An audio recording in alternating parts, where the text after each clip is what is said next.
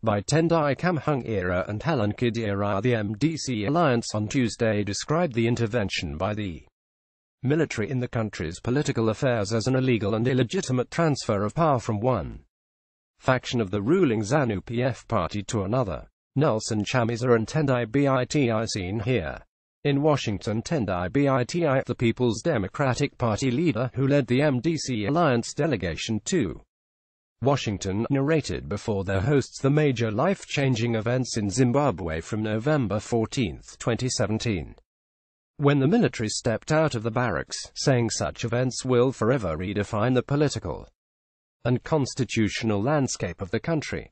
With former autocrat Robert Mugabe's departure, Biti said Zimbabwe now faces an uncertain future, but one which presents real opportunities for reconstructing, rebuilding and refabricating a new Zimbabwean story, and a new Zimbabwean society. He outlined a roadmap to legitimacy as the fundamental precondition to the establishment of a sustainable, just, and free Zimbabwe, including the immediate restoration of constitutionalism, the rule of law, and legitimate civilian rule, implementation of genuine electoral reforms to ensure that the election in July-August 2018 is free, fair, credible, and legitimate, political and institutional reforms, which include aligning the country's laws with the 2013 Constitution. He also called for major economic reforms that focus on restoring livelihoods, growing a shared economy by addressing the huge challenge of unemployment, underdevelopment, and also restoring the social contract, including the renewal as well as rebirth of a new Zimbabwe that shuns corruption and promotes national healing and reconciliation. The former finance minister was part of the MDC alliance delegation which appeared before the U.S. Senate Foreign Relations Subcommittee on Africa and Global Health Policy in Washington, D.C. on Tuesday. Dewa Mavinga, the New York-based Human Rights Watch Southern Africa head, told the same committee that the U.S. must maintain its stance on Zimbabwe until reforms have been enacted. Specifically, Human Rights Watch urges Congress to maintain existing U.S. policy towards Zimbabwe until the military removes itself from politics and the 2018 elections are legitimately assessed to be peaceful, transparent, free and fair, and the power is smoothly transmitted to the newly elected government, Mavinga said. Mavinga urged the U.S. to work with African organizations such as the African Union to ensure that elections scheduled for 2018 are conducted in a free and fair environment. The U.S. could strongly push the African Union and other players to insist on a roadmap for democratic elections, and to then say, as my colleagues have said, that a key benchmark really to review relations is an independent assessment of the environment in which 2018 elections will be held, said Mavinga. Author and Zimbabwean journalist Peter Godwin, who was also part of the panel, urged the U.S. to try a new approach to pressuring Zimbabwe to reform, including bringing together all progressive forces of change as well as donors, to incentivize the new government to take better care of its citizens. He also challenged the U.S. to lift the sanctions on Zimbabwe, to test the new government's commitment to change, and that way you take the excuse of sanctions and whatever, so you take it back and flip it, said Godwin. That would be a way to prioritize the carrot over the stick and mix it up and see if it works.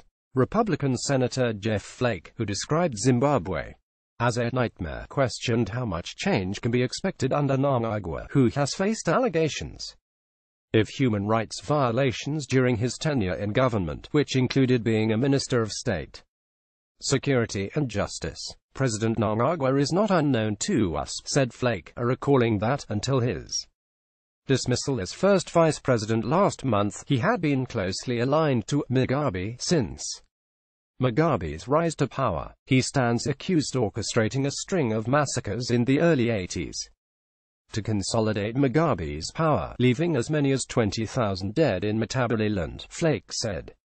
Almost all the Senate members, namely Democrats Cory Booker of New Jersey and Christopher Coons of Delaware, referenced the atrocities committed by the North Korean-trained 5th Brigade in the Matabeleland and Midlands regions in the 1980s, also referred to as Gukurahundi, as blemishes on Mnangagwa's record.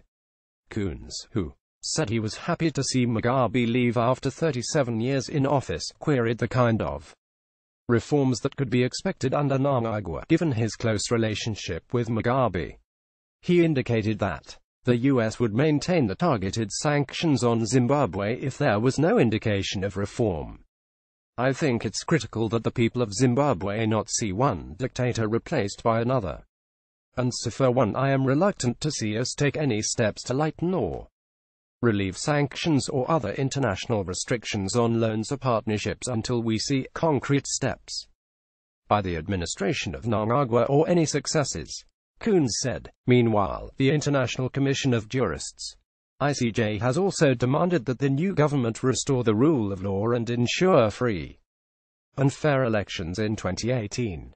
ICJ Secretary General Simon Ziasarifai said Zimbabwe's military has played a central role in the country's affairs for decades, while civilian institutions have suffered under intense political pressure at the expense of people.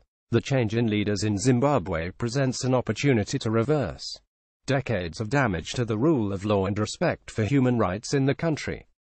As an immediate matter, the new government must take concrete steps that demonstrate it is committed to observing the country's obligations under international law, as well as the human rights protections of Zimbabwe's own constitution. Zarifai said, the government of Zimbabwe should ensure the military acts within strict legal bounds, operates under civilian control, and does not engage in arrest and detention of civilians. They should also ensure all security forces, including the police and the military, are subject to accountability and receive proper and adequate training in performing the duties in conformity with international human rights standards. He added that government should also accelerate measures to ensure alignment of laws to the Constitution and to international obligations. Zarifai pointed out that Zimbabwe should take advantage of this new lease of life to show that it can improve the lives of all the people. The ICJ Secretary General said the judiciary should be independent and that all anti-corruption mechanisms in government departments should not be politicized. They should ensure all those arrested and detained during the military intervention are identified and brought immediately before an independent and impartial tribunal, and are charged with recognized crimes, are given fair trials, investigate all allegations of unlawful deaths, torture or ill treatment, and arbitrary arrest and detention, Zarifai said. Daily News.